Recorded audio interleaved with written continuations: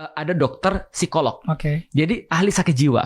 Lalu dia ngelihat kelakuan orang-orang Zionis ini. Tahu kan kelakuannya ya? Itu dia bilang ini orang benar-benar udah sakit jiwa. Jadi NPD tapi satu negara. Paham gak sih maksudnya? Jadi NPD satu negara. Pick me ada di situ gitu kan.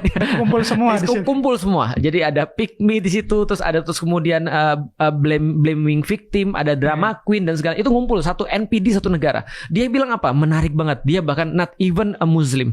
Dia bilang begini, setelah aku melihat orang-orang ini, dia bilang, maka apapun yang Anda lakukan gak akan bakal memberikan mereka kesadaran. Paham kan ya maksudnya?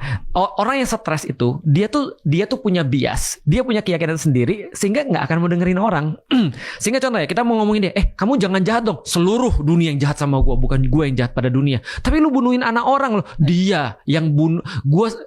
Kemarin aku dengar ada satu benar-benar gila pernyataan. Ketika dia ditanya, kenapa kalian bunuhin anak-anak?